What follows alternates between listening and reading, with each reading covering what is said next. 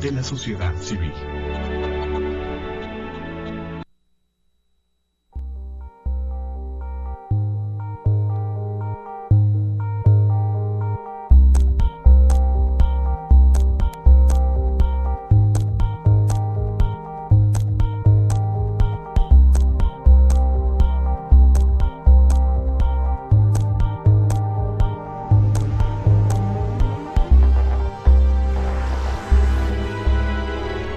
Canal Patrio, voz e imagen de la sociedad civil.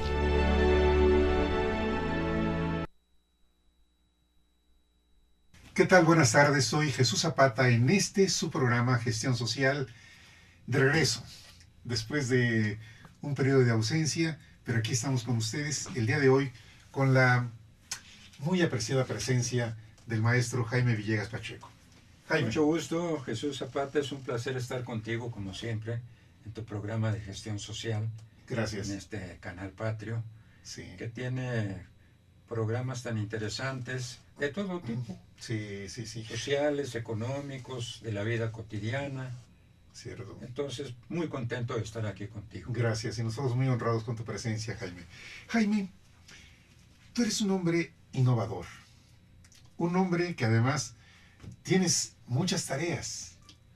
Hoy te queremos pedir que nos hables de un seminario que tú estás impartiendo que me parece muy importante en la Universidad Autónoma de la Ciudad de México.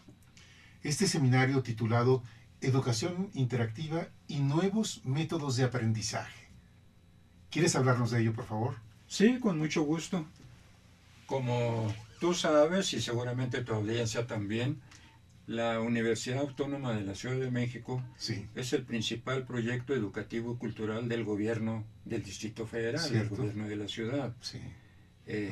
Es por supuesto la primera universidad que tiene la Ciudad de México como Universidad de la Ciudad de México. Yeah. Obviamente, físicamente, institucionalmente, hay muchas universidades ubicadas en la Ciudad de México, sí. pero no son de la Ciudad de México. La Universidad Autónoma de la Ciudad de México es la primera institución que fue establecida por el gobierno del Distrito Federal y que se mantiene pues como un proyecto cultural y educativo de primer nivel. Hay que darle su mérito a Andrés Manuel López Obrador porque él fue el creador de esta universidad. Pues yo creo que sí, porque se fundó durante su administración. Sí, su administración, es cierto, sí. Entonces, mérito a quien honor merece, hay que honor dárselo, a quien honor, sí, honor a quien honor merece. Y desde luego, pues es una institución en la cual yo colaboro con mucho gusto, lo hago con mucho gusto, con mucho aprecio por el proyecto cultural y educativo nuevo que representa esta universidad, que difiere en algunos puntos principales de las demás instituciones universitarias. ¿Alguna diferencia así notable entre la Universidad Autónoma de la Ciudad de México y otras universidades? Bueno, sí la hay. Por principio de cuentas, en la Universidad Autónoma de la Ciudad de México se recibe a todos los jóvenes que deseen estudiar. Ah, no hay discriminación. No es pues una universidad elitista. Sí, claro. No es una universidad que discrimina a los que por algún motivo no aprueban el examen de admisión. Sí. O quizás no son tan inteligentes. O quizás para los que somos tontos, para los que somos burritos, pues es una gran oportunidad de estudiar. Jaime, está comprobado y tú lo has estudiado muchísimo. El ser un alumno de 10 no garantiza que en el futuro sea una persona exitosa. No. O sea, la calificación no es el único indicativo de la inteligencia, el desarrollo, las capacidades de una persona. Por eso me llama mucho la atención que la Universidad Autónoma de la Ciudad de México tenga esta apertura de decir, además, si no fueran a la Universidad Autónoma de la Ciudad de México, ¿a dónde irían esos muchachos? No tendrían a dónde. Claro, pues todos lo sabemos a dónde irían. Es decir, a una situación social peor, ¿verdad? Que a lo mejor delictiva, no se sabe realmente, ¿no? Al desempleo. Sí, es verdad. Entonces, cosas terribles. Entonces, esta es una diferencia fundamental. Al no seleccionar, sencillamente se acepta a todo joven que desee estudiar. Con el único requisito, por supuesto, es educación profesional. con el único requisito de haber terminado su educación preparatoria, Sí, naturalmente. sí, sí. Pero si es un burrito como tu servidor, pues es aceptado. Pues ya somos dos, así es con que... mucho gusto. Pues. Esa es una diferencia fundamental. Sí. La otra diferencia fundamental es que el alumno está en el centro del aprendizaje y por lo tanto se le dedica todo el tiempo que sea necesario. Es decir, A ver. Esta es una diferencia importante, trascendental, única, original, a diferencia de las demás universidades, de la educación inclusive en México, del modelo educativo en México. yo creo que sí, porque en las otras instituciones, yo no deseo criticarlas, han cumplido más o menos la función para la que fueron diseñadas. Sí. Pero en las otras instituciones, el maestro, por muy capaz que sea, y hay desde luego pues gente muy capacitada impartiendo los cursos, Sí. van y dan su clase y asunto concluido. No vuelven a ver a los alumnos hasta la siguiente clase, si bien les va. Sí. En cambio, en este proyecto de la Universidad Autónoma de la Ciudad de México, se mantiene una atención permanente, supervisión constante, amistosa, académica, a través tanto de asesorías como de tutorías. Es decir, que el contacto del maestro no es únicamente la clase, sino que si el alumno dice, pues maestro, yo no entendí tal punto de su exposición, los maestros estamos obligados a darle una asesoría, es decir, a explicar lo que no entendió de la mejor manera posible, explicarlo en esa clase. Y hay también tutorías, las tutorías son, digamos, estratégicas, a diferencia de las asesorías que pudiéramos calificar de tácticas, porque son para la clase inmediata anterior. Las tutorías son a largo plazo, significan una orientación, una ayuda para que el alumno se encarrile correctamente de acuerdo con sus deseos, de acuerdo con sus aspiraciones, de acuerdo con su vocación, de acuerdo con sus capacidades. Se trata de apoyarlo durante todo el desarrollo de su carrera. Sí. Entonces la tutoría tiene un carácter estratégico. Mientras las asesorías pues son únicamente para la clase inmediata anterior. Cierto. Esto no lo tienen, hasta donde yo sé, otras instituciones de educación superior. Claro. Oye, Jaime, este tema tú lo has planteado aquí reiteradamente. La necesidad de que haya un enfoque diferente en México, donde el alumno, como en el caso de la Universidad Autónoma de la Ciudad de México, sea el centro de atención, el alumno. Esa es la gran diferencia. Esa es una gran diferencia, además de las puertas abiertas, de la política de puertas abiertas, que señalé yo al principio, de que todo joven que tiene deseos de estudiar, entre a estudiar. Y que naturalmente, como muchos jóvenes provienen de clases populares, pues tampoco pueden dedicar tiempo completo al estudio. Entonces, ¿Hay muchos que trabajan? La mayoría, yo diría que la mayoría trabaja. Eso es. Entonces tienen que dividir su atención entre sus estudios y su trabajo. Sí. Lo cual impide pues que sigan una carrera en el curso regular, digamos, de 4 años. Por eso muchos se tardan 5, 6 años, hasta 8, o en un descuido hasta más. Se están educando, no están jugando carreras, valga la repetición, claro. por terminar una carrera, sino que están estudiando, se están preparando, se están volviendo personas pues un poco más cultas, un poco con más criterio, un poco con más conocimiento, un poco con más conciencia social. Es decir, que la universidad es benéfica, aun cuando el alumno esté ahí un mayor número de años que lo que normalmente se está. Claro. Esta es también otra diferencia fundamental. Por eso es que no puede medirse la calidad de la Universidad Autónoma de la Ciudad de México por el número de egresados como se mide en otras instituciones. Sí, claro. Que además tampoco es tan bueno en otras instituciones como se presume. Porque si tomamos en cuenta que la Universidad Nacional de 130,000 alumnos acepta 11,000, que es menos del 10%, es como el 8 y fracción, 9%. Pero además, de esos 11,000 alumnos que ya aceptó, que se supone que son buenos, que son inteligentes pues para seguir una carrera, reprueba todavía a la mitad, es cierto. pues es se cierto. ve que el modelo educativo no funciona. Claro, Por más que digan claro, y digan, claro. el modelo educativo no está funcionando ni en el kinder, ni en la primaria, ni en la secundaria, ni en la preparatoria, ni en la profesional. No está funcionando porque se deja a muchos atrás.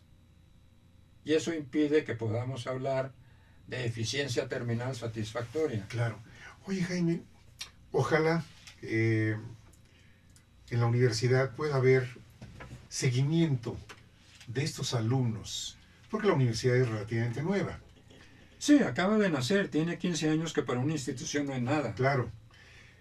Y ojalá, si pudiéramos con este modelo educativo de la Universidad Autónoma de la Ciudad de México, poderle seguir la pista a alumnos que ingresaron a la universidad, que ahora son egresados, y saber qué es lo que está pasando con ellos profesionalmente, cuál es su nivel de éxito.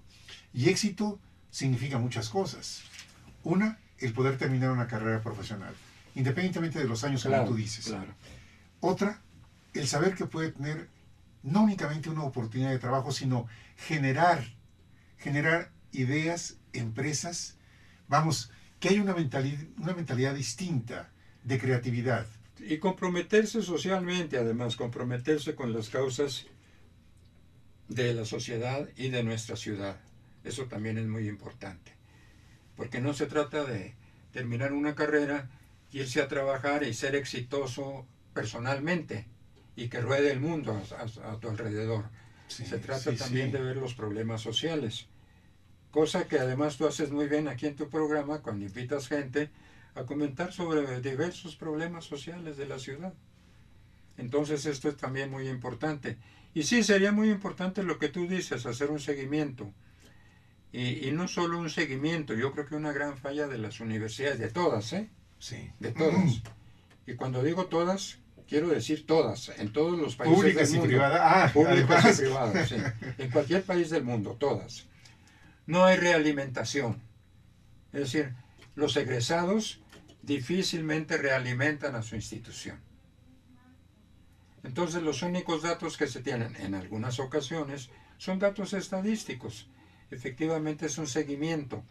Por eso yo diría que además del seguimiento sería muy importante un modelo que no existe hasta el momento, un modelo donde los egresados pudieran realimentar, donde el conocimiento que ellos recibieron, procesado ya por ellos mismos, pudiera realimentar a la institución que les dio una carrera. Eso sería Claro. un modelo social, culturalmente satisfactorio. Jaime, ¿cómo surgió este seminario que estás dando allá en la Universidad Autónoma de la Ciudad de México de educación interactiva y nuevos métodos de aprendizaje? Pues se origina fundamentalmente porque, como tú sabes, yo he escrito cerca de una decena de libros sobre la materia, Sí, algo he estudiado el asunto, y naturalmente pues he llegado a la conclusión de que el modelo educativo que se sigue a todos los niveles y en todas las modalidades no es satisfactorio, claro, no es el mejor modelo que se puede tener. es cierto. Sí, sí, esto es Y mundialmente conocido. esto es mundialmente conocido, pero además que estamos como atorados, como encapsulados en una ideología de que la educación consiste en un maestro, orador, explicador, casi locutor en muchos casos, Sí, diciendo saberes ajenos, y uso intencionalmente la palabra diciendo, sí, porque son decires a un público de alumnos que les escuchan con relativa atención cuando les escuchan, algunos de ellos, la mayoría son oyentes pasivos, pero además que captan, eso está demostrado, que retienen, los que ponen atención, que no son todos, retienen aproximadamente un 5% de lo que se dice. de lo que se dice en una De lo hora, que se dice en una el hora de clase, 5%. 5%. Y el resto que no pone mucha atención. El resto que no pone mucha atención, pues esos continúan con su sabiduría popular. Entonces, es sabido en todo el mundo que no se aprende de oído, que no se aprende escuchando, que son inútiles las peroratas, que eso es para conferencias, cuando un tipo es muy especial y tiene algo de veras trascendental que decir, todos vamos a escucharle una conferencia, Sí, sí, sí. o un par de conferencias cuando mucho, pero no tenemos que escucharle 54 o no sé cuántas conferencias en un semestre, Sí. es decir, semana tras semana. Creo que se ha confundido mucho lo que es el formato de conferencia con el formato de curso, con el formato de seminario. Es decir, hay muchos formatos en educación, no es nada más el formato de curso general, donde hay 20, 30 alumnos y frente a ellos un profesor. Ni hay tampoco el único modelo de un profesor parlanchín, pero hablando frente a un grupo de 20, 30 alumnos. Hay otros modelos, es decir, como dijo alguien por ahí, la enseñanza no es sino un modo de aprendizaje, de los muchos modos de aprendizaje que hay. Pero además, como enseñanza, ni siquiera es la mejor, la escolar. Hay mejores métodos de enseñanza. La gremial, por ejemplo, donde un maestro enseña a un aprendiz, es muy superior a la enseñanza del grupo general. Y eso viene de la Edad Media. Eso viene de la Edad Media, por supuesto. Sí, claro. En aquel entonces el proceso era de entre 7 y 10 años para que un aprendiz se convirtiera en un maestro de oficio. Sí, por lo menos. ¿Qué es lo que debería llevar una carrera más o menos seria? Con licenciatura, maestría y un medio doctorado, digamos, una cosa así, ¿no? Sí, sí, sí. Porque si pones tú 4 años de licenciatura y, bueno, lo de la tesis se está eliminando mucho, pero cuando era obligatoria, pues llevaba prácticamente un año más, Sí. 5. 2 de la maestría y otra vez otro año para la tesis, 8. Y de 4 a 6 para un doctorado, 12 años. Estoy hablando de un doctorado serio, ¿no? Claro, No claro. de un doctorado a la limón, al vapor, ¿no? Por eso hay tan pocos. Bueno, ahora hay muchos doctores en México. Yo no sé qué tan doctores sean, pero hoy se dan los títulos con más facilidad que hace unos años. Cuando yo estudié era muy difícil realmente, en primer lugar, obtener una licenciatura. Sí. Una maestría no se dijera, y un doctorado, Claro. bueno, se sudaba la gota gorda para obtener un doctorado. Los tiempos han cambiado, los gobiernos quieren que haya más egresados, quieren que la gente salga más pronto a producir, quieren que la gente se alinee más pronto con el sistema, que empiece a funcionar productivamente, etcétera, etcétera. Sí, sí, sí.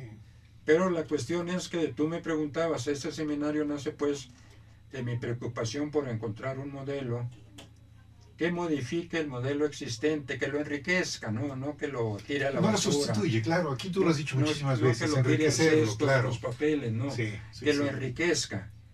Basado en el principio de, bueno, vamos a ver qué es lo que le falta, si le falta algo. Claro, Y si le falta algo, vamos a agregárselo. sí. Es así una lógica de kinder, de primer año, muy De sencilla, sentido ¿no? común, es De verdad. sentido Claro, común. de sentido común. De sentido común. Es verdad. Yo esperaba ver en el seminario, pues, una verdadera multitud, miles y miles de solicitantes. No, tuve 10 solicitantes, que es un número muy satisfactorio para un seminario. Creo que de ningún seminario serio puede tener más de 10 participantes. Claro, cada coordinador elige el número, ¿no? Sí, sí, sí. Pero para ti es un número Para mí es un número muy satisfactorio, 10 participantes. ¿Sí? ¿Qué te permite un número así, 10? Una mayor interacción con tus maestros, asistentes, Te participantes. permite formar 3 equipos de 3 personas. Eso Y es. me van a decir, bueno, no sabe multiplicar 3 por 3, 9, ¿no? Te permite formar 3 equipos, uno por supuesto de 4 personas. Eso es, sí. Te permite interactuar con ellos, siguiendo un poco la regla de la administración, que tú no puedes, si tú eres un director general, por decirte algo, Sí. no puedes tú supervisar a más de 4 subdirectores. Si quieres supervisar a 5 o 6, ya se está perdiendo ahí mucho. Entonces acá igual, yo puedo supervisar 3 grupos y eventualmente 12, ¿no? Muchos coordinadores tienen seminarios con 12 participantes. Permite formar 4 triadas, 4 tercias, como se dice en póker, ¿no? Sí, 4 tercias. Y entonces supervisar a 4 los relatores o la cabeza de cada equipo de 3. Sí. Te permite supervisar a 4 personas. Mira, este tema del trabajo en equipo tú lo has remarcado por muchísimas veces aquí en el programa, que es un hábito que no existe en las escuelas. Vamos, si uno va a preescolar o a la primaria, los niños no trabajan bajo este sistema de trabajo en equipo, en mesas donde, bueno, esta es redonda, pero podría ser cuadrada. Esto es como para el rey Arturo, ¿sí? Sí, ¿verdad? La mesa redonda. La mesa redonda. Pero fíjate cómo algo tan sencillo, de sentido común, de trabajar en una mesa 3 o 4 personas, haga tanta diferencia, Jaime. Como trabajo en equipo. Sí la hace, pero además no es que los maestros no sepan que se trabaja mejor en equipo, sino que detrás del condicionamiento, detrás del modelo que tenemos, hay una ideología muy fuerte, hay una ideología del Estado autoritario. Entonces, y el modelo es totalmente competitivo. Es decir, cada alumno está contra otro alumno o contra todos los demás alumnos. Sí. Es competitivo, es individualista, no individual, individualista. Sí. Competitivo, direccional, unilateral del maestro a los alumnos, vertical, elitista y para colmo de males artesanal. Hecho pues como los jarritos de Tlaquepaque, ¿no? Ay como vaya saliendo, ¿no? Ay como vaya saliendo. Con los resultados que todos conocemos, son desastrosos. Pues en el kinder no sé si haya reprobados o no, hace 500 años que yo pasé por el kinder. Pero en primaria sí, hay muchísimos reprobados. Ahora tratan de pasarlos de todos modos. Bueno, claro, se les puede poner 10 a todos, ¿no? Ese no es el problema. Y en secundaria también, y en preparatoria. Conozco maestros en profesional, pocos afortunadamente, que ponen 10 parejo. Pues ese no es el problema. El problema es la preparación que reciben los alumnos. Sí. Y hay una asimetría tremenda, creo yo, hay una asimetría tremenda entre la cantidad de conocimiento que se expone, porque por supuesto hay muchísimos maestros universitarios altamente calificados en su materia, esto nadie lo cuestiona, pero vuelvo a lo mismo, exponen toda su sabiduría en una clase de 1 hora o de 2 horas, en la UNAM son de 2 horas, en la de la Ciudad de México son de 1 hora y media, expone toda, imagínate el contenido, la cantidad de conocimiento que puede exponer en 2 horas, para que los alumnos, si no estamos hablando de 1, estamos hablando de 20, 30, aprovechen solo el 5%. Es como estar tirando conocimiento a la basura. Claro, es cierto. Por el modelo educativo totalmente inoperante. Por supuesto, no hay nada, menos en la universidad, no hay nada que hacer para capacitar a los maestros. Los maestros son perfectamente capaces, la inmensa mayoría, en su materia. En preparatoria también me parece a mí que la mayoría de los maestros son capaces y dedicados. Yo no sé, no conozco tanto de secundaria y de primaria, pero me parece que es un absurdo. Hay cosas en las que no creo definitivamente. No creo en la capacitación ni para los maestros de primaria, por una razón muy sencilla, porque no puede hacerse, porque es imposible llevarla a cabo. No creo en la capacitación y no creo en la evaluación. En esos dos cuentos de hadas no creo yo. No creo en la capacitación y no creo en la evaluación. Ninguna de estas dos categorías funciona, no es cierto. Ninguna de las dos tiene sentido. ¿Por qué? La capacitación, imagínate para capacitar a 1,4 millones de maestros de primaria en México, creo que por ahí anda la cifra, ¿no? Sí. Se necesitarían 40,000, 50,000 capacitadores. Si tuviéramos 50,000 capacitadores con la capacidad de enseñar a los otros, estaríamos del otro lado, ¿eh? ¿De dónde vas a sacar 40,000 o 50,000 capacitadores? Luego la evaluación. ¿Qué es lo que vas a evaluar? Un modelo que no funciona. Es como cuando llegas a evaluar, pero cuando llegas a evaluar una fábrica de llantas que no funciona, que está echando a perder de cada 100 llantas que produce 50, tomas medidas correctivas inmediatas. Pero fuerte, sí, claro, sí. Pero los modelos patrocinados por el Estado, pues son como proyectos consentidos del gobierno, entonces no se tocan. Entonces las 50 llantas de cada 100 que echaron a perder, bueno, pues ahí se van a las estadísticas, ¿no? Y en las universidades privadas les ha sido relativamente cómodo funcionar hasta ahora, porque las carreras que imparten son muy pocas y generalmente están en un rango de comercio y administración, Sí. finanzas, todo relacionado con el comercio. Entonces, su preparación cultural y educativa general es muy discutible, aunque sean muy buenos en su materia. Y volvemos a lo mismo. Seguimos teniendo gente muy buena en su materia que no sabe absolutamente nada de educación, que tiene un método de enseñanza, pues además no es de ellos, tampoco podemos culpar a los profesores. Es el modelo establecido por las autoridades. En la educación pública, digamos primaria y media superior, como le llaman, ¿no? Sí. Y en las universidades privadas, y también en las públicas a veces, pues se cuenta mucho el chiste de que cuando se fundó la Universidad de Harvard, alguien me corregirá, allá por 1700, el primer rector reunió a sus amigos, pues no había maestros, ¿verdad? Reunió a sus amigos a ver quién sabía qué cosa, y encontró por ahí uno que sabía algo de matemáticas, y entonces dijo, pues vamos a poner una clase de álgebra.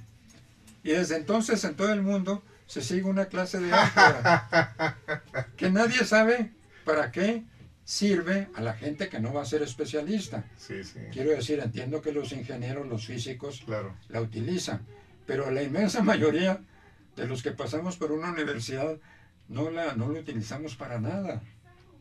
Yo he dado conferencias donde el público es mayoritariamente de clase media, muchos profesionistas, y he preguntado, bueno, puesto que todos los que estamos aquí pasamos por la secundaria y la preparatoria, ¿alguien recuerda la fórmula general de las ecuaciones de segundo grado? Y se hace un silencio sepulcral. Claro, si hay algún ingeniero, pues sí, levanta la mano y dice, ¿no? Entonces, ¿qué caso tiene?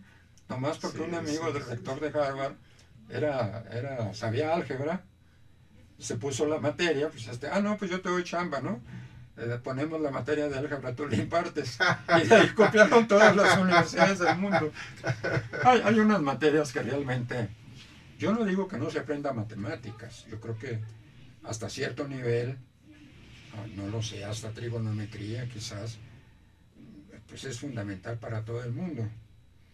Aunque tampoco sé muy bien para qué sirve la trigonometría, porque dicen que para llegar a un punto, bueno, tú te subes a un avión o un autobús y supones que el tipo, si es autobús, conoce la carretera y sabe a dónde va. Claro. Y en el avión igual, ¿no? Sí, sí, sí. Pero bueno, un cierto conocimiento general de matemáticas estaría bien. Pero querer hacer de todos matemáticos, querer hacer de todos economistas, querer hacer de todos filósofos. Yo recuerdo que cuando fui maestro en la Facultad de Ciencias Políticas en la UNAM, teníamos academias de profesores cuya asistencia era voluntaria, por supuesto. Y en una ocasión se quejaban los compañeros de un maestro que era economista e impartía una clase de economía política en la Facultad de Ciencias Políticas y Sociales. Yo, que supuestamente soy filósofo, profesor de filosofía, impartía una clase de filosofía política. Entonces lo que le decía yo a este maestro, muy capaz en su materia, era que él quería formar economistas de todos los alumnos de ciencias políticas. Y le ponía yo como contraejemplo mi caso, que yo no quería ser filósofos de todos mis alumnos de ciencias políticas. Claro. Que les daba filosofía política pues para que tuvieran una noción general, y que él también debería dar economía política a gente que no iba a ser economista, pues para que tuviera una noción general. Entonces, hay muchos de estos desórdenes, porque además en las universidades cada maestro hace lo que quiere, esto por supuesto, ¿no? Basados en la libertad de cátedra. Que yo creo que está bien por otro lado, sería horroroso que el gobierno intentara meter su mano en las universidades, porque si no puede con las primarias, imagínate en las universidades. Sería una dictadura.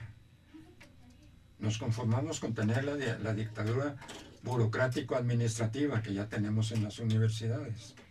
porque es una plaga, ¿no? Porque la burocracia, bueno, es realmente una plaga que invade todas las instituciones. La más noble que tú me digas y donde sea, la burocracia, ¿no? Ahí está siempre el papeleo, esta capacidad que tienen algunas personas de pasar, extraordinaria, admirable, de pasar papeles de un escritorio a otro. Me parece realmente una habilidad que yo siempre he envidiado mucho. Siempre he pensado cómo le harán para pasar con tal rapidez papeles de un escritorio a otro. Oye, Jaime, en este seminario que estás dando, hablar de educación interactiva es un tema muy amplio que tú has estudiado por muchos años. Pues sí, unos 15, 20 o si no es que más, sí. ¿Cómo no? Es un tema muy amplio, efectivamente. Yo me sorprendí mucho porque, bueno, no tanto en realidad, ¿no? Porque puse una lista de 20 autores muy conocidos, según yo, que no son todos los autores que estamos viendo, que son 60 y tantos, no, los 20 más conocidos. Y les puse, por supuesto, a Jean Piaget, que todo el mundo dice que lo conoce, aunque nadie sabe exactamente qué fue lo que dijo. Dice, sí, sí conocen a Jean Piaget, pero los otros 19 prácticamente se quedaron callados. Yo me inclino a pensar que sencillamente somos un país tan atrasado en filosofía de la educación que no conocemos siquiera para estar en desacuerdo. No conocemos a los autores que pudiéramos llamar clásicos por el lugar que ocupan ya en el debate sobre educación. Sí, sí. Y que son hombres muy conocidos en Estados Unidos y en Europa, e incluso a veces en Japón y en otros países de Asia, pero que no son conocidos en México. Como que seguimos nadando en esta construcción, en este tipo de educación de Tlaquepaque, ¿no? Esta educación que vamos haciendo a tirones, sin conocer las leyes científicas, en una construcción meramente artesanal.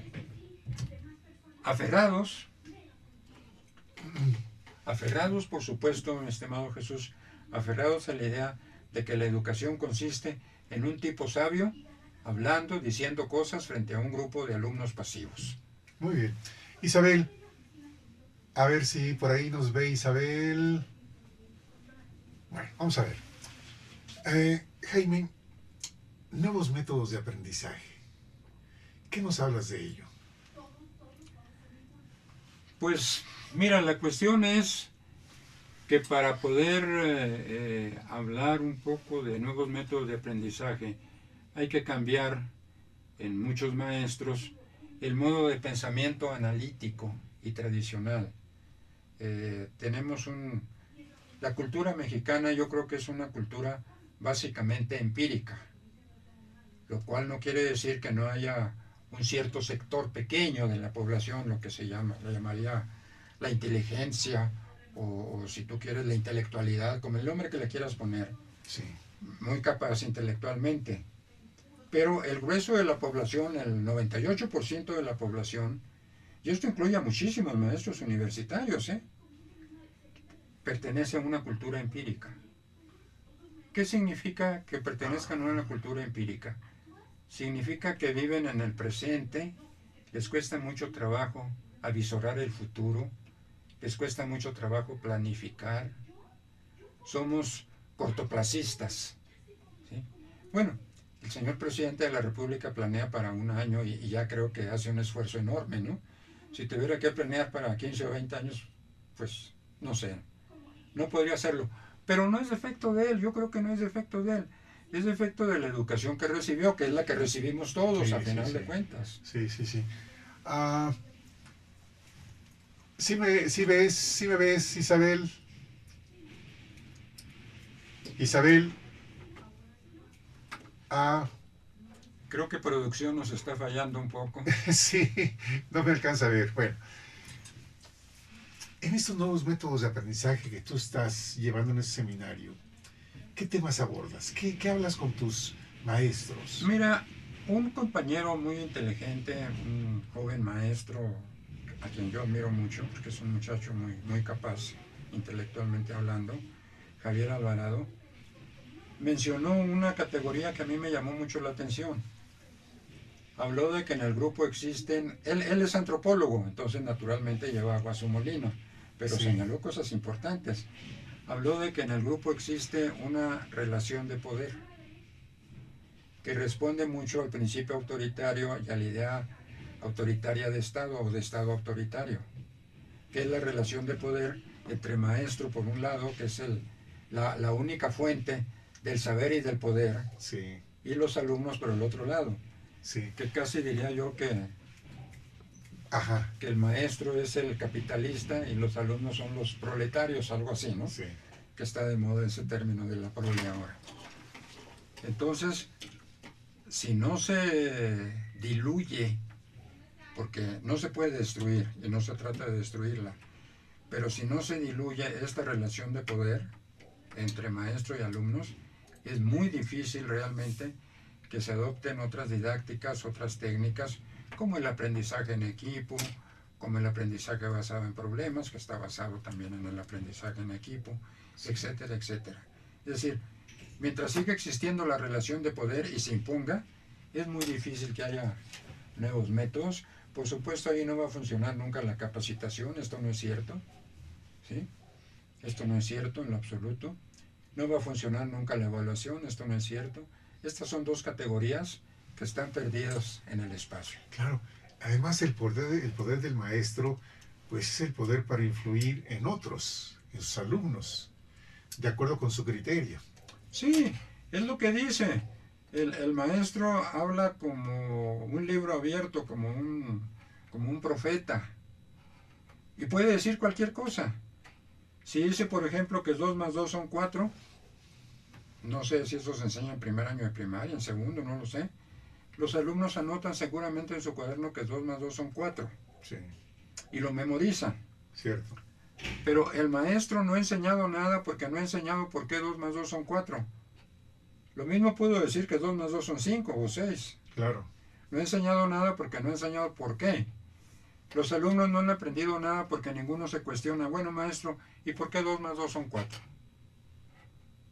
Entonces, pues esto es como en la Edad Media, cuando un maestro, a veces creo que los maestros son una plaga, cuando un maestro o alguien que se sentía maestro declaró que la Tierra era el centro en torno a la cual giraban todos los planetas. Sí, Y todos los que lo oyeron, alumnos pasivos, repitieron, la Tierra es el centro del universo. sí, sí, sí. Entonces, Hasta que vino Copérnico. Hasta que vino Copérnico. Un mal alumno, uno que no le cayó al maestro, ¿no? Entonces, acá es igual la situación. No se puede tener un modelo que responda más a la vida actual y también a las capacidades de la mente si no se diluye esta relación de poder y si no se pasa de la memorización de un modelo de retención a un modelo de comprensión, Sí, a sí, comprender. sí. Yo no es cierto que he aprendido aritmética cuando repito 2 más 2 son 4. He aprendido aritmética cuando puedo explicar por qué 2 más 2 son 4. Y el maestro podrá decir que me ha enseñado aritmética cuando me haya enseñado por qué, cuando me haya hecho comprender que 2 más 2 son 4. Este ejemplo sencillo que tú pones, ¿por qué es tan complicado adaptarse en el modelo educativo en México? ¿Por qué es tan difícil? Medidas de sentido común, adaptarlas al modelo educativo en México y enriquecerlo, como tú dices. ¿Por qué es tan complicado? Pues podemos proponer muchas causas. Podemos proponer una simplona diciendo que la gente es tonta, que los maestros son tontos. Podemos proponer otra diciendo que los alumnos son tontos. Podemos proponer otra con un fuerte tinte político diciendo que al gobierno no le interesa la educación. A los gobiernos, de hecho, en ningún país del mundo les interesa la educación, ¿eh? Los gobiernos no tienen el menor interés ni en Francia, ni en Alemania, ni en Estados Unidos, ni aquí, ni en Rusia, ni en Japón, ni en África, en la educación. Sencillamente a los gobiernos no es su asunto, no les interesa. Luego, llevamos 3 causas probables, ¿no? Sí. Agrégale una más. Hay intereses creados. Los maestros no quieren que se les mueva el tapete, están muy a gusto echando sus discursos en clase, porque les sirve para reforzar sus propios conocimientos. Como dijo un maestro mío en una ocasión en la UNAM, es que deberíamos pagar por dar clase. Es cierto eso, porque dando clases es como uno aprende realmente. Y eso tiene el aprendizaje en equipo. Los alumnos aprenden porque unos alumnos enseñan a otros. Y al enseñar, aprenden más. Entonces, llevamos 4 causas. Agréguele también la burocracia, los intereses, es decir, volvemos a lo mismo, los intereses creados de las burocracias académico-administrativas en las instituciones de educación. Pues, ¿qué te digo yo de la burocracia de la SEP, no? ¿O qué te digo de los sindicatos, no? ¿Qué te puedo decir? Entonces, hay una inercia. Pon tú que la mitad de estas causas sean ciertas y las otras no. Entonces, eso significa una inercia tremenda. Un movimiento inercial, pues casi imposible de batir. Es como querer cambiar la sociedad, ¿no? Cuando los sociólogos, los politólogos hablan de cambiar la sociedad, bueno, ¿cómo, no? ¿Cómo cambiar la sociedad? Pues el único camino que tiene a los que no les gusta el capitalismo, creen que el capitalismo es muy dañino, creo que para mucha gente lo es, pues tienen que crear grupos cooperativos, comunitarios pequeños, que estén un poco blindados contra la injerencia de los grandes poderes, la injerencia del mercado, todo esto, ¿no? Yo creo que en educación es igual. Es la ilusión que yo tengo de crear como un pequeño foco, una lucecita chiquita, casi de luciérnago, ¿no? Que se puede extinguir en cualquier momento. O si tú quieres, en una imagen más poética, sembrar una semillita que a lo mejor fructifica. Claro, claro. Ya uno de mis alumnos en un seminario anterior que di a maestros de preparatoria, de las preparatorias del gobierno del DF, que también el Instituto de Educación Media es otro de las grandes instituciones culturales creadas por el gobierno del DF. No se nos olvide, porque la universidad es educación superior. Sí. Pero ahí está el Instituto de Educación Media, que tiene, si no me equivoco, 20 preparatorias, o 21, pongamos 20, con miles y miles de alumnos, de jóvenes, por supuesto. Y ahí di un curso, y uno de mis alumnos me preguntó si podría aplicar el método del aprendizaje basado en problemas, que es la didáctica interactiva que yo he manejado más, Jesús. Bueno, inclusive tú tienes una publicación. Tengo 7, 8 publicaciones sobre aprendizaje basado en problemas. Y tienes un libro. Sí, varios libros. Pero específicamente en educación basada en problemas, hay uno que yo recuerdo. Bueno, sí, porque le he ido dando vueltas con el pasar de los años, y entonces uno se llama ABP rediseñado, y ahora el que estoy preparando, que va a entrar a prensa, pues yo creo que en un mes, se llama Nuevo ABP, porque creo que debo tomar en cuenta esta categoría antropológica que mencionaba el profesor Javier Alvarado, de la relación de poder. Es que hay una relación política, es que hay una política dentro del salón de clases. Dentro de cada salón de clase, dentro de cada clase, hay una política. Y es la política del poder. Y es una relación de poder entre el maestro y los alumnos. El maestro es la única fuente de poder y de saber. Y tiene todo el poder sobre los alumnos. Incluso puede reprobar uno arbitrariamente. Claro, hay instancias de supervisión y todo eso, pues para proteger un poco a los proletarios. Sí. Pero sí, sí. El maestro sigue siendo el explotador en buena medida, ¿no?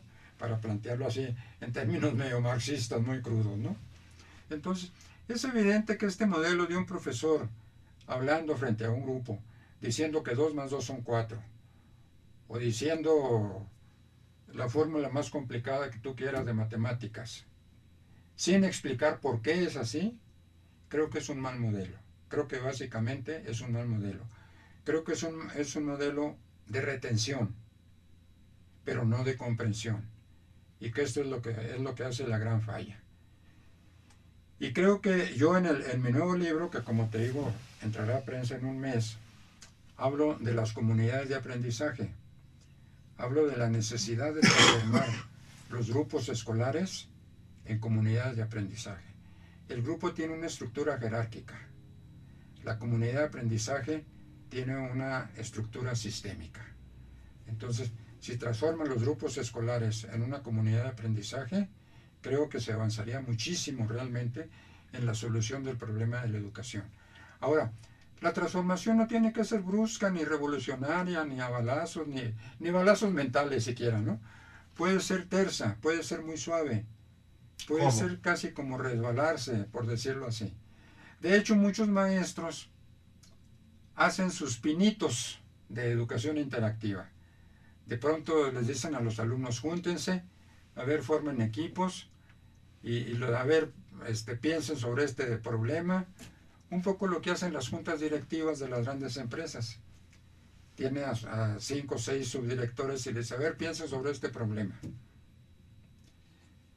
Con el agravante de que tanto en la empresa como en el grupo puede haber lo que se llama un consenso aguado.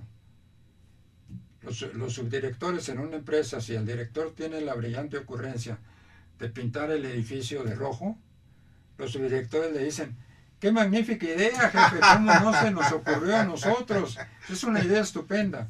Bueno, si el maestro dice a gente que nunca hubiera escuchado que 2 más 2 son 4, si el maestro dice 2 más 2 son 5, los alumnos dirían, no, pues el maestro nos enseña muchísimo, ya nos enseñó que 2 más 2 son 5.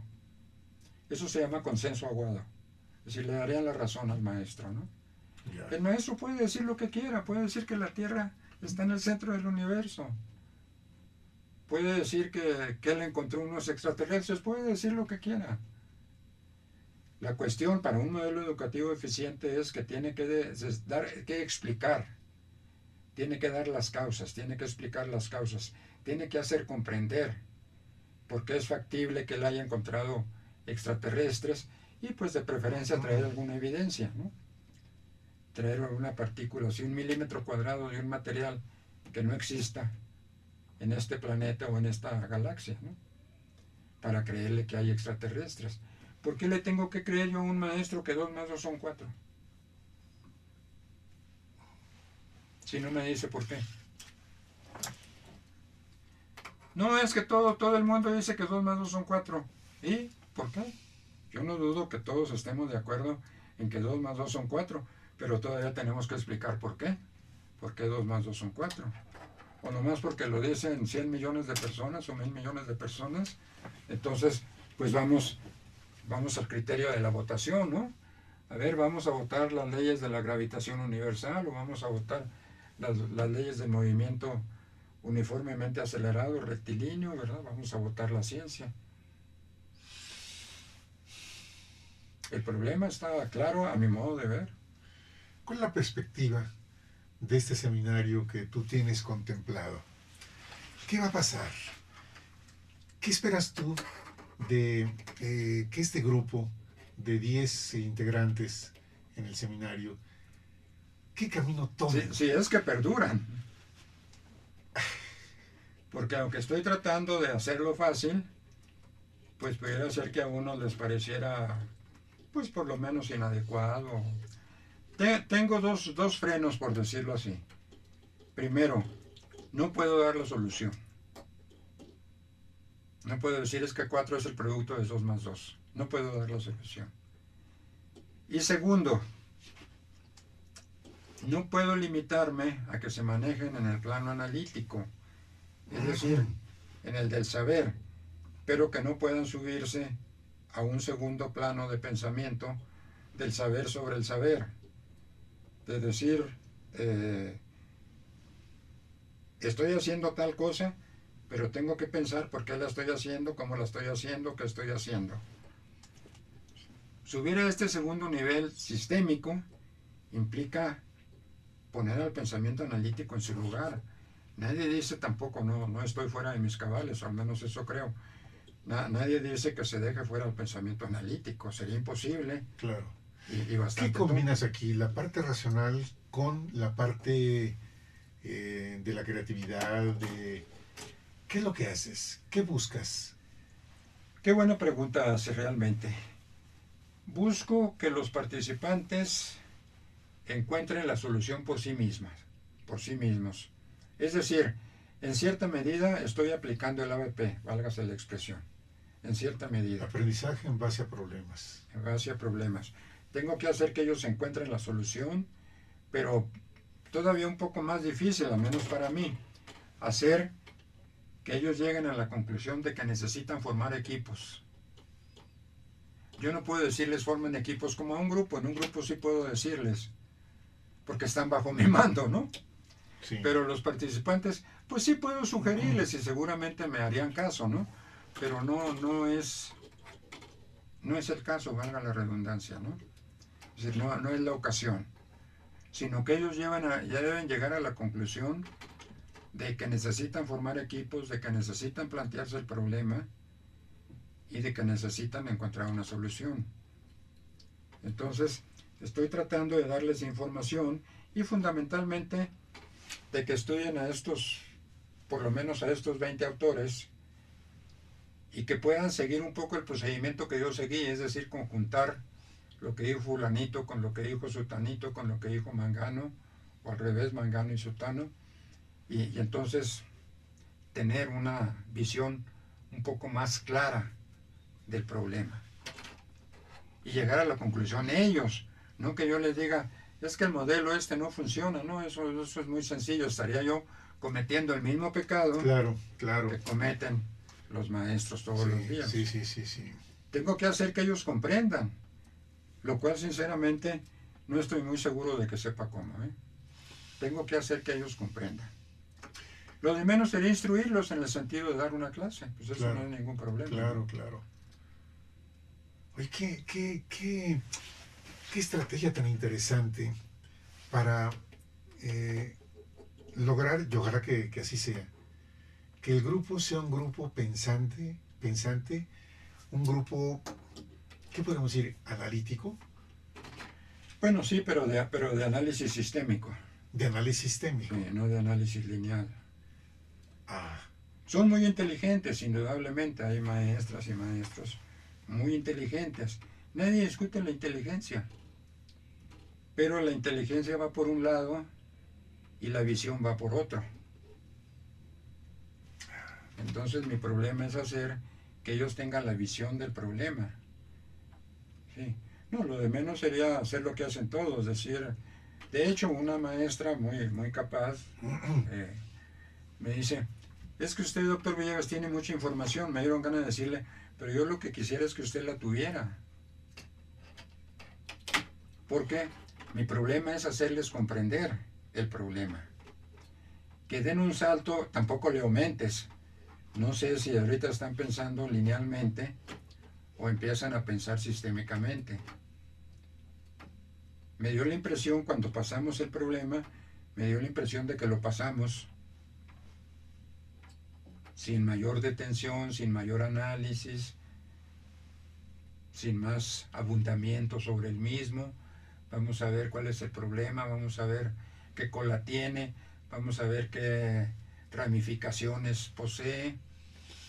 Me dio la impresión de que pasamos por el problema. Y eso es exactamente lo que hace la humanidad, pasar sobre los problemas, ¿no? ¿Cuánto tiempo te lleva este seminario? ¿Para cuánto tiempo lo tienes proyectado el seminario? Lo tengo previsto, lo cual es una locura, para todo el semestre. O sea, estoy hablando de 32 sesiones, que es una enormidad. No creo que resistan ellos y no sé si resistiré yo. Para 32 sesiones. Pero creo que el objetivo, ya que me lo preguntaste con una pregunta tan incisiva, tan bien puesta de tu parte, el objetivo es hacer que comprendan. De eso se trata, a final de cuentas. Y comprender significa que ellos diseñen un modelo sistémico de aprendizaje. ¿Qué responde a esta pregunta muy sencilla? Recuerda que la planteamos al principio de nuestra charla de, bueno, todos sabemos que el modelo educativo es muy malo, en fin, que tiene muchos defectos. Bueno, vamos a tratar de precisar cuáles son esos defectos. Vamos a ver qué es lo que le sobra y vamos a ver qué es lo que le falta. Y vamos a ver la manera de ponérselo. Eso sería diseñar un modelo. Si llegamos a eso, bueno, me doy por más que bien servido. Sí, sí, sí, sí. Puedo enseñarlo, no tiene chiste. Puedo sí, pero ese no es el caso. No es el caso, claro. Sí. Lo que tú estás procurando es despertar esa conciencia en tus asistentes. Esa conciencia, esa visión, esa capacidad de análisis sistémico, esa capacidad incluso de diseño. ¿Sí? Porque todos podemos decir en abstracto, cualquier maestro puede decir en abstracto, bueno, pues es evidente que, por ejemplo, al grupo tradicional le falta más comunicación. Ok, le falta más comunicación, muy bien. ¿Y cómo se logra? El maestro solamente tiene oportunidad de hablar con uno. De pronto alguno de los 20 alumnos levantan la mano y el maestro muy decentemente le dice, sí, dígame, Jorge, o como se llame, ¿no? Y entonces se establece un diálogo maestro, ese alumno. ¿Y los otros 19 qué? No, pues es que algo aprenden del diálogo, ¿de veras? ¿De veras, de veras? En primer lugar, incluso el alumno que preguntó, en raras ocasiones aprende. Porque muchas veces está preguntando algo para quedar bien con el maestro. Porque el maestro toma en cuenta la participación. Entonces, no, es que Jorge siempre participaba, o sea, siempre preguntaba y estaba, pues sí. Entonces es como una farsa, ¿no? Es como una farsa. Mucho de la educación es como una farsa realmente. Como que nos hacemos tontos todos, ¿no? Un poquito. Me parece admirable que este tema tan importante de la educación interactiva y nuevos métodos de aprendizaje, la Universidad Autónoma de la Ciudad de México sí lo toma en cuenta. Pues sí, la coordinación me apoyó el proyecto, apoyó la idea y me han dado algunas facilidades para llevarlo a cabo. Ahora, estamos perdidos en el espacio, te aseguro que en el planeta nadie sabe que Jaime Villegas tiene un pequeño grupo de participantes en San Lorenzo Tezonco, en una universidad que se llama Universidad Autónoma de la Ciudad de México, que un montón de gente dice que no sirve, porque no graduamos muchos así con honores, ¿no? Sí. A los 4 años. Empezando por decir que somos una universidad pequeña, que nació pequeña, que en los primeros 5 años era obvio que no podía recibirse nadie. Estaban entrando a primer año, ¿no? Sí. De los 5 años en adelante, pues es cuando quizás pudo egresar la primera generación. ¿Sí? Pero no son generaciones masivas, porque los grupos, muchos jóvenes, piensan que pueden estudiar, y entonces originalmente los grupos sí tienen 30 alumnos, pero después de la primera clase, por el horario que tocó, por ejemplo, muchos se dan cuenta que no pueden asistir, porque sus trabajos no se los permiten. Claro, claro. Y entonces hay maestros que empiezan, en la lista, 30 alumnos, la lista muy bonita, ¿no? Están los 30 nombres. Y a la primera sesión acuden 18 o 20. Y a la segunda van como 10. Y termina el semestre con 3, 4 alumnos. El otro problema muy grave es que por provenir de clases populares, que con situaciones socioeconómicas muy precarias, muy difíciles, sí. No traen una buena preparación. Yo fui maestro muchos años en la UNAM, fui maestro en el Poli, fui maestro incluso en el Instituto Tecnológico y de Estudios Superiores de Monterrey. No, denme esos alumnos, y yo empiezo con un grupo de 30 y termino con un grupo de 30 y además todos sacan 9 o 10. No, claro. No, estos jóvenes no. Estos jóvenes traen muy malas condiciones previas de aprendizaje, muy deficientes, pero en grado sumo, ¿eh? Porque no hay libros en su casa, porque nunca leyeron, porque sus padres claro, andaban buscando para los frijoles, no tenían tiempo de ponerse a leer a Cervantes, ¿no? O cosas así. Porque trabajan. Porque a lo mejor, Jesús, yo no sé, pero a lo mejor les da pena porque no tienen ropa, les da pena asistir. Ve tú a saber, hay miles de causas. Entonces, Somos una universidad que está atendiendo a una población con muchos problemas de todo tipo, sociales, económicos, académicos, de formación. Entonces, yo creo que la labor que se está haciendo con todo y todo sí es muy importante. Yo casi diría, exagerando un poco, que con un solo alumno que termine la carrera, la universidad está justificada, porque es una persona que se ha salvado para la sociedad.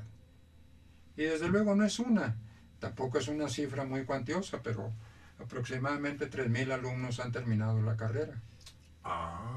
Que ya es una cifra respetable, ¿no? Claro, quisiéramos que los 13,000 que son alumnos... Ahora, otra cosa, de los 13,000 alumnos que tenemos, muchos están en primero, y en segundo, y en tercero, obviamente. No podríamos tener 13,000 egresados. Sí.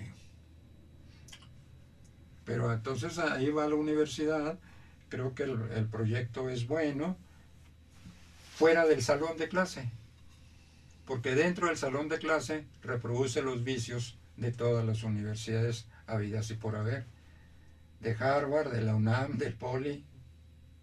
Sí tenemos maestros de álgebra, ya no son los cuates del director, pero...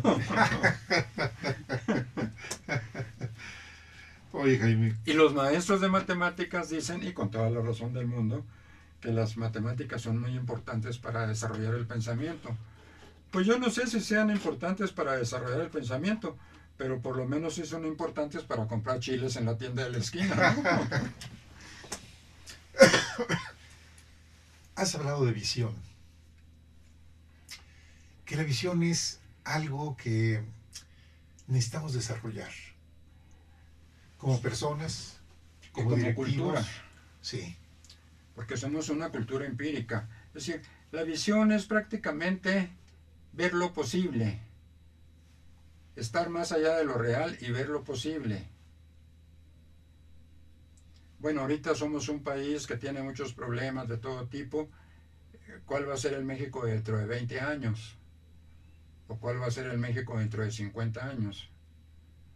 O esta es la situación de la universidad en este momento. ¿Cuál va a ser dentro de 10 años, o dentro de 15, o dentro de 20? O la administración pública federal, bueno, el petróleo, sí, el petróleo es lo de ahorita, si es que funciona, cosa que tengo mis dudas. Pero después, ¿qué va a pasar?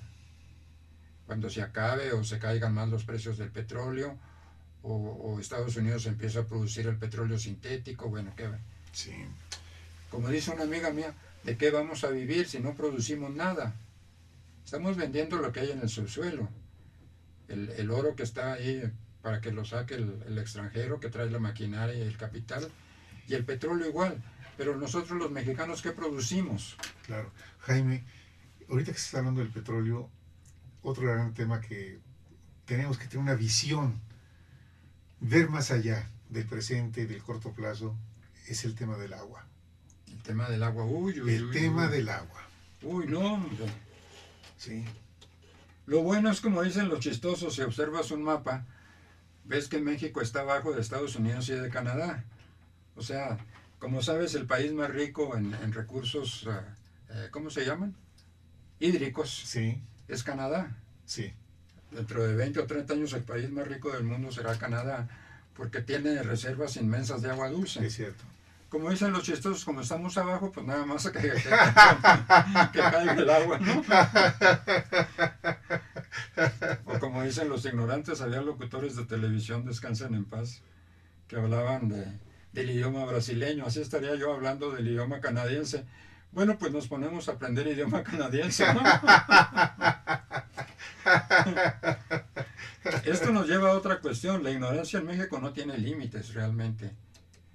Pero no es ignorancia solo por no saber lo que se sabe, sino efectivamente por ser una cultura empírica, aferrada a lo inmediato, aferrada al objeto que está frente a los ojos, aferrado, bueno, pues en parte con mucha razón, aferrada a la búsqueda diaria por el sustento, sí, por la supervivencia. Así es, desgraciadamente. No queda mucho tiempo para la visión, no queda mucho tiempo para imaginar cómo será México dentro de 5, 10 o 20 años. Ese es el problema. Es como un círculo vicioso. En la medida en que no resolvamos dentro de la cultura empírica la situación económica, no podremos avanzar a una situación superior, una situación quizás de tipo pragmático. Sí. Como los Estados Unidos. No es que hablen un idioma diferente, no es que tengan más recursos, no, es que son una cultura diferente, ellos están arriba, ellos son una cultura pragmática y nosotros somos una cultura empírica. Esa es la cuestión. Lo mismo, en lugar de 300 millones podrían ser 20 millones de gringos. Y ellos tienen una cultura pragmática, que es una cultura superior a la empírica. Y que no tiene nada que ver con lo que el señor presidente dijo, ¿no? Que yo dudo que sepa bien a bien qué es lo que es ser pragmático. Pero bueno, dejémoslo a un lado, ¿no? Sí. Pobre, oye, todo el mundo critica a la administración, pero... Oye, Jaime, a mí me place mucho que estés teniendo este logro en la Universidad Autónoma de la Ciudad de México. Porque es un principio, Jaime. Pues es una semillita, pues, para decirlo en términos poéticos, sí, un poco fusilones, pero es una semilla. Sin embargo, tú has logrado que alguien te escuche. Bueno, por principios tú, que eres mi amigo, que para mí es muy importante, ¿no? Pues mira, yo espero que muchos otros te escuchen, Jaime. Y que esto que estás haciendo tú en la Ciudad de México, allá en el campus de San Lorenzo Tezonco, que es un área proletaria. Es un área modesta en cuanto a sentido de vivienda, recursos, en fin. Sí. Claro. Aunque empezamos a tener alumnos de clase media-baja. Pero básicamente sí es un alumnado proveniente pues de clases populares. Los maestros no. Los maestros, curiosamente, pues son de clase media o clase media alta. Jaime, siempre es muy grato y muy enriquecedor escucharte. Yo te aprecio muchísimo tu presencia en el día de hoy aquí en el programa, y yo espero que en el futuro nos sigas platicando sobre todo de los avances y los resultados allá con ese seminario. Pues sí, cómo no, con mucho gusto lo haré, claro que sí. Yo espero, yo confío mucho en los participantes. Yo creo que son maestros muy inteligentes, hombres y mujeres, maestros y maestras muy inteligentes, muy capaces. Yo creo que es cuestión de moverles un poquito ahí en la mente. Muy bien. En esta ocasión te lo agradezco muchísimo. Jesús, es un placer estar contigo en tu programa. Gracias. Isabel, muchas gracias. Gracias.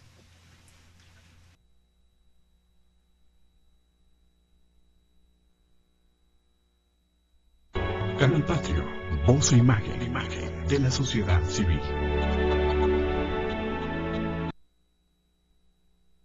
Canal Patrio, voz e imagen de la sociedad civil. Canal Patrio, voz e imagen de la sociedad civil.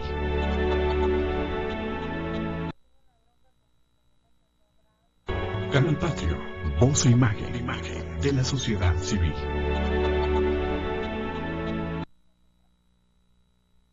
Canal Patrio, voz e imagen de la sociedad civil.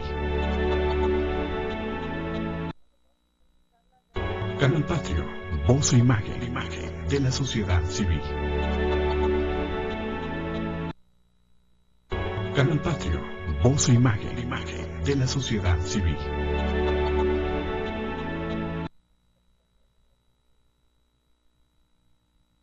Canal Patrio, voz e imagen de la sociedad civil. Administración, es cierto, sí. Entonces, mérito a quien claro, honor merece, hay que honor dárselo, a quien honor, sí, honor a quien honor merece. Y desde luego, pues es una institución en la cual yo colaboro con mucho gusto, lo hago con mucho gusto, con mucho aprecio por el proyecto cultural y educativo nuevo que representa esta universidad, que difiere en algunos puntos principales de las demás instituciones universitarias. ¿Alguna diferencia así notable entre la Universidad Autónoma de la Ciudad de México y otras universidades? Bueno, sí la hay. Por principio de cuentas, en la Universidad Autónoma de la Ciudad de México se recibe a todos los jóvenes que deseen estudiar. Ah, no hay discriminación. No es pues una universidad elitista. Sí, claro. no es una universidad que discrimina a los que por algún motivo no aprueban el examen de admisión, Sí, sí, sí. o quizás no son tan inteligentes, o Ah. quizás para los que somos tontos, para los que somos burritos, pues es una gran oportunidad de estudiar. Jaime, está comprobado y tú lo has estudiado muchísimo. El ser un alumno de 10 no garantiza que en el futuro sea una persona exitosa. No. O sea, la calificación no es el único indicativo de la inteligencia, el desarrollo, las capacidades de una persona. Por eso me llama mucho la atención que la Universidad Autónoma de la Ciudad de México tenga esta apertura de decir, además, si no fueran a la Universidad Autónoma de la Ciudad de México, ¿a dónde irían esos muchachos? No Pues, tendrían a dónde. Claro, pues todos lo sabemos a dónde irían. Es decir, a una situación social peor, ¿verdad? Que a lo mejor delictiva, no se sabe realmente, ¿no? Al desempleo. Sí, es verdad. Entonces, cosas terribles. Entonces, esta es una diferencia fundamental. Al no seleccionar, sencillamente se acepta a todo joven que desee estudiar, con el único requisito, por supuesto, es educación profesional, con el único requisito de haber terminado su educación preparatoria, Sí, naturalmente. sí, sí. Pero si es un burrito como tu servidor, pues es aceptado. Pues ya somos dos, así es con que... mucho gusto. Bueno. Esa es una diferencia fundamental. Sí. La otra diferencia fundamental es que el alumno está en el centro del aprendizaje y por lo tanto se le dedica todo el tiempo que sea necesario. Es decir, A ver. Esta es una diferencia... Jóvenes provienen de clases populares, pues tampoco pueden dedicar tiempo completo al estudio. Entonces, ¿Hay muchos que trabajan? La mayoría, yo diría que la mayoría trabaja. Eso es. Entonces tienen que dividir su atención entre sus estudios y su trabajo. Sí. Lo cual impide pues que sigan una carrera en el curso regular, digamos, de 4 años. Por eso muchos se tardan 5, 6 años, hasta 8, o en un descuido hasta más.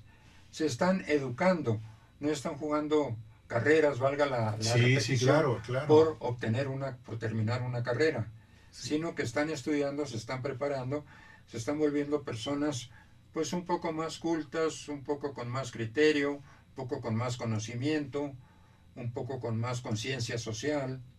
Es decir, que la universidad es benéfica, aun cuando el alumno esté ahí un mayor número de años que lo que normalmente se está. Claro. Esta es también otra diferencia fundamental. Por eso es que no puede medirse la calidad de la Universidad Autónoma de la Ciudad de México por el número de egresados como se mide en otras instituciones. Sí, claro. Que además tampoco es tan bueno en otras instituciones como se presume.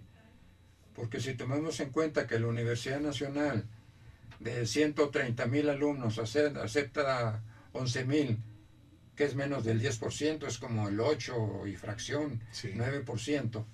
Pero además de esos 11,000 alumnos que ya aceptó, que se supone que son buenos, que son inteligentes pues para seguir una carrera, reprueba todavía la mitad. Es cierto. Pues se ve que el modelo educativo no funciona. Por más que digan y digan, el modelo educativo no está funcionando ni en el kinder, ni en la primaria, ni en la secundaria, ni en la preparatoria, ni en la profesional. No está funcionando porque se deja a muchos atrás. Y eso impide que podamos hablar de eficiencia terminal satisfactoria. Claro. Oye, Jaime, ojalá en la universidad pueda haber seguimiento de estos alumnos, porque la universidad es relativamente nueva. Sí, acaba de nacer, tiene 15 años, que para una institución no es nada. Claro.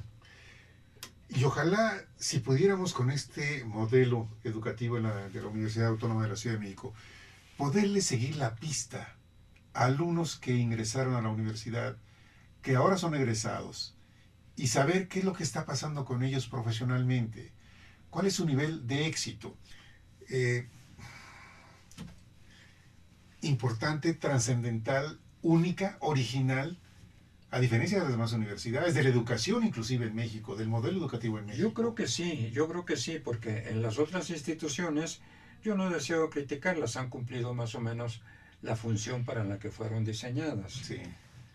Pero en las otras instituciones, el maestro, por muy capaz que sea, y hay desde luego pues gente muy capacitada impartiendo los cursos, Sí. van y dan su clase y asunto concluido. No vuelven a ver a los alumnos hasta la siguiente clase, si bien les va. Sí. En cambio, en este proyecto de la Universidad Autónoma de la Ciudad de México, se mantiene una atención permanente, supervisión constante, amistosa, académica, a través tanto de asesorías como de tutorías. Es decir, que el contacto del maestro no es únicamente la clase, sino que si el alumno dice, pues maestro, yo no entendí tal punto de su exposición, los maestros estamos obligados a darle una asesoría, es decir, a explicar lo que no entendió de la mejor manera posible, explicarlo en esa clase. Y hay también tutorías. Las tutorías son, digamos, estratégicas, a diferencia de las asesorías que pudiéramos calificar de tácticas, porque son para la clase inmediata anterior. Las tutorías son a largo plazo, significan una orientación, una ayuda para que el alumno se encarrile correctamente de acuerdo con sus deseos, de acuerdo con sus aspiraciones, de acuerdo con su vocación, de acuerdo con sus capacidades. Se trata de apoyarlo durante todo el desarrollo de su carrera. Sí. Entonces la tutoría tiene un carácter estratégico. Mientras las asesorías pues son únicamente para la clase inmediata anterior. Cierto. Esto no lo tienen, hasta donde yo sé, otras instituciones de educación superior. Claro. Oye, Jaime, este tema tú lo has planteado aquí reiteradamente. La necesidad de que haya un enfoque diferente en México, donde el alumno, como en el caso de la Universidad Autónoma de la Ciudad de México, sea el centro de atención, el alumno. Esa es la gran diferencia. Esa es una gran diferencia, además de las puertas abiertas, de la política de puertas abiertas, que señalé yo al principio, de que todo joven que tiene deseos de estudiar, entre a estudiar. Y que naturalmente, como muchos de la sociedad civil.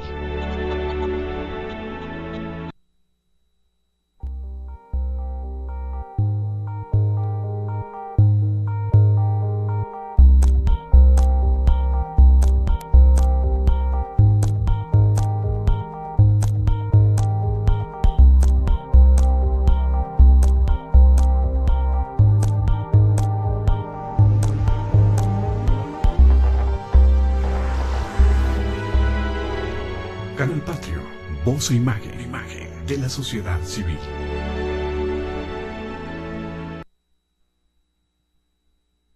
¿Qué tal? Buenas tardes, soy Jesús Zapata en su programa Gestión Social, de regreso, después de un periodo de ausencia, pero aquí estamos con ustedes el día de hoy con la muy apreciada presencia del maestro Jaime Villegas Pacheco. Jaime. Mucho gusto, Jesús Zapata, es un placer estar contigo como siempre en tu programa de gestión social. Gracias. En este Canal Patrio, sí, que tiene programas tan interesantes de todo tipo. Sí. Sociales, económicos, de la vida cotidiana. Cierto. Entonces, muy contento de estar aquí contigo. Gracias, y nosotros muy honrados con tu presencia, Jaime. Jaime, tú eres un hombre innovador. Un hombre que además tienes muchas tareas. Hoy te queremos pedir que nos hables de un seminario que tú estás impartiendo que me parece muy importante en la Universidad Autónoma de la Ciudad de México. Este seminario titulado Educación Interactiva y Nuevos Métodos de Aprendizaje. ¿Quieres hablarnos de ello, por favor? Sí, con mucho gusto. Como tú sabes, y seguramente tu audiencia también, la Universidad Autónoma de la Ciudad de México es el principal proyecto educativo y cultural del gobierno del Distrito Federal, del gobierno de la ciudad. Sí.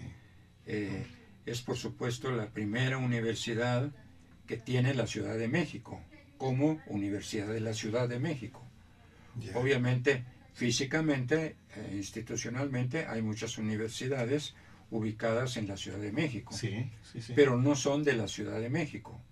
La Universidad Autónoma de la Ciudad de México es la primera institución que fue establecida por el gobierno del Distrito Federal y que se mantiene pues como un proyecto cultural y educativo de primer nivel. Hay que darle su mérito a Andrés Manuel López Obrador porque él fue el creador de esta universidad. Pues yo creo que sí, porque se fundó durante su administración. Sí, y éxito significa muchas cosas.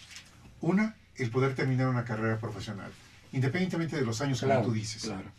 Otra, el saber que puede tener no únicamente una oportunidad de trabajo, sino generar ideas, empresas, vamos, que hay una mentalidad distinta de creatividad. Y comprometerse socialmente, además, comprometerse con las causas de la sociedad y de nuestra ciudad. Eso también es muy importante. Porque no se trata de terminar una carrera, irse a trabajar y ser exitoso personalmente y que ruede el mundo a tu alrededor. Sí, se trata también de ver los problemas sociales.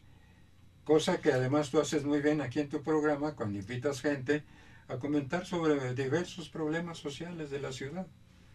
Entonces esto es también muy importante. Y sí, sería muy importante lo que tú dices, hacer un seguimiento. Y no solo un seguimiento, yo creo que una gran falla de las universidades, de todas, ¿eh? Sí. De todas. Y cuando digo todas, quiero decir todas, en todos los países públicas del mundo. Y privadas. Públicas además. y privadas, sí. En cualquier país del mundo, todas. No hay realimentación. Es decir, los egresados difícilmente realimentan a su institución. Entonces los únicos datos que se tienen en algunas ocasiones son datos estadísticos. Efectivamente es un seguimiento. Por eso yo diría que además del seguimiento sería muy importante un modelo que no existe hasta el momento, un modelo donde los egresados pudieran realimentar, donde el conocimiento que ellos recibieron, procesado ya por ellos mismos, pudiera realimentar a la institución que les dio una carrera. Eso sería un modelo social, culturalmente satisfactorio. Jaime, ¿cómo surgió este seminario que estás dando allá en la Universidad Autónoma de la Ciudad de México de educación interactiva y nuevos métodos de aprendizaje? Pues se origina fundamentalmente porque, como tú sabes, yo he escrito cerca de una decena de libros sobre la materia. Sí. Algo he estudiado el asunto y naturalmente pues he llegado a la conclusión de que el modelo educativo que se sigue a todos los niveles y en todas las modalidades no es satisfactorio, no es el mejor modelo que se puede tener. Es cierto, sí, esto es mundialmente conocido. Esto es mundialmente conocido, pero además que estamos como atorados, como encapsulados en una ideología